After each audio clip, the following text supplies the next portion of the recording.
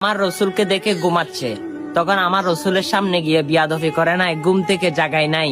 তখন জিব্রাইলে না আমিনের জিলবাটা আমার রসুলের কদমে লাগিয়ে দিয়েছে, সুবহানাল্লাহ। তখন আমার রসুলের ঠান্ডা রাখলো, আমার রসুল ঘুম ভেঙে গেল। তখন জিজ্ঞাসা করলো, এ জিব্রাইল, হঠাৎ তুমি আমার পায়ে এরকম ঠান্ডা কিভাবে লাগলো? তখন জিব্রাইল বলে, ইয়া রাসূলুল্লাহ, আমি আপনার ঘুম ভঙ্গ করি নাই, বিয়াদফি করি নাই, আমি আপনার কদমে আমার জিলবা লাগিয়ে দিয়েছি, সুবহানাল্লাহ। তখন আমার রাসূল বলে, হে জিব্রাইল, তুমি ফেরেশতাদের সর্দার হইয়া এটা কি করলা?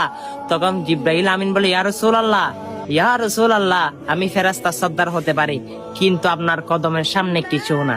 দেখুন, জিব্রাইল আমিন 600 নূরের পাকার অধিকারী হইয়ে এত বড় ফেরেশতাদের সর্দার হইয়া আমার রসুলকে তো সম্মান করে, সেই রসুলের সম্মান আমাদের থেকে কোথায়? চলুন সে নবীকে যারা মন প্রাণ অন্তর থেকে ভালোবাসি, সে নবী আমাদেরকে জান্নাতে হাত ধরে ঢুকাইবে, সেটা যদি মনে করে থাকি, এই সুন্দর বার্তাটা সকল মানুষ